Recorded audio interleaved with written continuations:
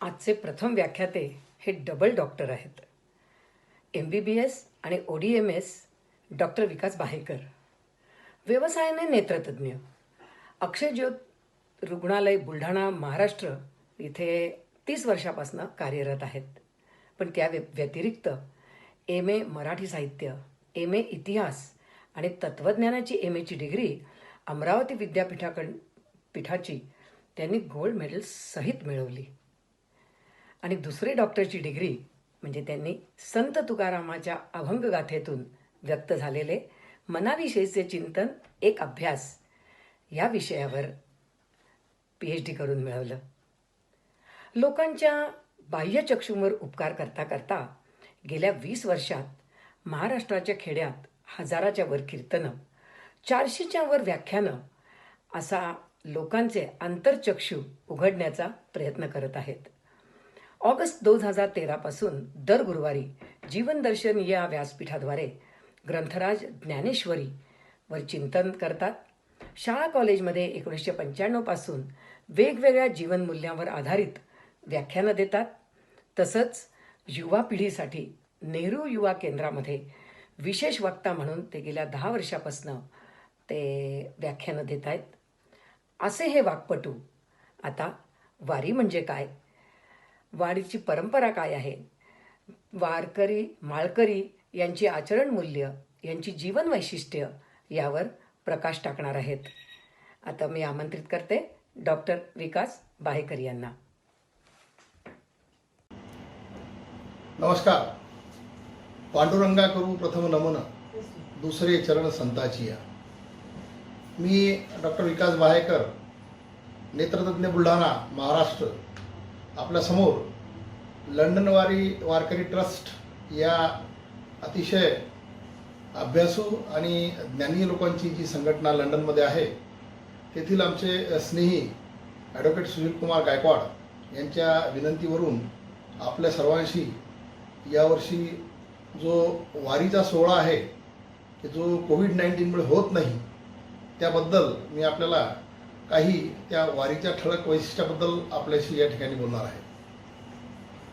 महाराष्ट्राच्या संस्कृतीचं खरं वैभव जर असेल तर पंढरीचा पांडुरंग विठ्ठल किंवा त्या वारकरी संप्रदायाच्या निमित्तानं संत साहित्यानं ज्यांनी या भागवत धर्माला किंवा वारकरी संप्रदायाला तत्त्वज्ञानाची जोड दिली, ते सर्व संत आणि त्या संत साहित्याच्या अनुषंगाने स्वतःच्या आचरणामध्ये बदल करणारा महाराष्ट्रातील भोळा बाबळा वारकरी, असं एकमेकांवर अवलंबून असलेलं हे एक संबंधाचं नातं आहे.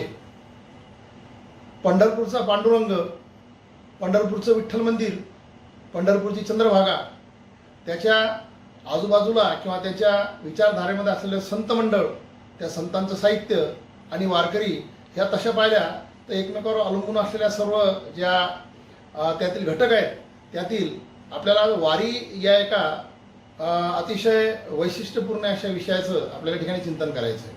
अवघ्या 10 मिनिटांमध्ये आपल्याला हे चिंतन करायचं आहे. वारी म्हणजे सातत्य, आणि जो वारीला सातत्यानं जातो तो वारकरी. पंढरपूरच्या पांडुरंगाचा किंवा विठ्ठलाचा भक्त जो आहे त्याला वारकरी म्हणतात. आणि त्याच्या गळ्यामध्ये एक साधं वैशिष्ट्य म्हणजे तुळशीची माळा असते. हा वारकरी आषाढी आणि कार्तिकी असं वर्षातून 2 वेळा एकादशीला त्या पंढरपुराला भगवंताला भेटायला जातो. ही परंपरा शेकडो वर्षापासून सुरू आहे. परंतु विशेषतः इसवी सन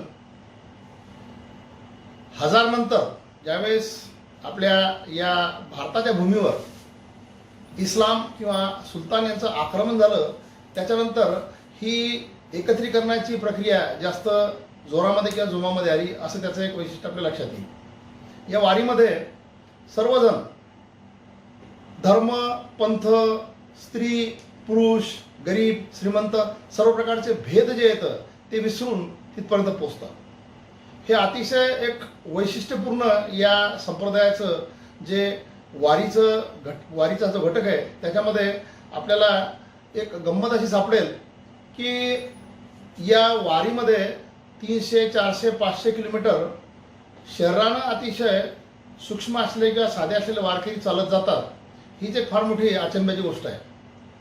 आताच्या काळामध्ये त्यांची काही ठिकाणी राहण्या वगैरेची व्यवस्था होते, परंतु पूर्वी त्यांना ऊन वारा पाऊस या सर्व गोष्टीचा त्रास सहन करत तिथपर्यंत जावं लागायचं. परंतु त्या भगवंताच्या भेटीच्या ओढीनं हे वारकरी तिथपर्यंत जायचे, हे एक फार मोठं वैशिष्ट्य याचं आहे. सुरुवातीला समाजातला जो पांढरपेशा वर्ग आहे तो त्याच्यावर अतिशय टीकेच्या स्वरूपानं किंवा अतिशय हे वेळ आयुष्यातला वेळ नष्ट करणारे लोक आहेत अशा प्रकारचं पाहत होते कुत्सितपणे. परंतु हळूहळू त्याच्याकडे पाहण्याचा दृष्टिकोन या लोकांचा बदलला, कारण जी निष्ठा वारकऱ्यांनी या पंढरपूरच्या वारीच्या प्रती दाखवलेली आहे ती खरोखर वाखाणण्याजोगी. आणि आज जगभरामधून त्याचा अभ्यास करण्याकरता बरेच लोक या वारीमध्ये स्वयंस्फूर्त त्यामध्ये भाग घेतात आणि वेगवेगळ्या अंगानं त्या वारीचा अभ्यास करतात. असो, या वारीचा जो मूळ घटक आहे त्या घटकाची आपल्याला 1-2 मिनिटांमध्ये ओळख करून घ्यायची. वारकरी, या वारकऱ्याचे काही जीवनमूल्य आहेत आणि ते जीवनमूल्य या महाराष्ट्राच्या पुरोगामित्वाचं खरं लक्षण आहे किंवा साक्ष आहे. वारकरी जे आहेत ते अतिशय आचरणामध्ये साधे आहेत. वारकरी जे आहेत त्यांचा म्हणजे आहाराचा भाग जर पाहाल तर ते शाकाहारी आहेत. गळ्यामध्ये तुळशीची माळ असते आणि त्यांच्या वाणीमध्ये सातत्यानं रामकृष्ण हरी हा जप असतो. वेगवेगळ्या प्रकारचे भजन कीर्तन अशा याच्यामध्ये सातत्यानं ते रममान झालेले असतात. आणि त्यांचे काही ठळक वैशिष्ट्य असे जे आहेत की सर्वाभूती ईश्वराचं समत्व मानणारे ते लोक आहेत. म्हणून वारकरी जेव्हा एकमेकाला भेटतात तेव्हा त्यांचा रामकृष्ण हरी किंवा गाळाभेट जरी झाली तरी एकमेकाच्या पायात ते लागतात किंवा एकमेकाच्या पाया पडतात. त्यांचं वय कमी जास्त काही असलं तरी, म्हणजे प्रत्येकाच्या हृदयस्थ असलेल्या ईश्वराची साक्ष मानणारे ते लोक आहेत.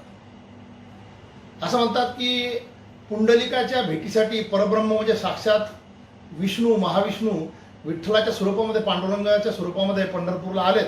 आणि तिथे विठ्ठल आईवडिलाची सेवा पुंडलिक आईवडिलाची सेवा करत असताना त्याने विठ्ठलाला बाहेर थांबायला सांगितलं आणि त्याच्याकडे एक वीट फेकली आणि त्या विटेवर उभा असलेला तो विठ्ठल म्हणजे विठ्ठल इले म्हणजे विटेवर उभा तो विठ्ठल.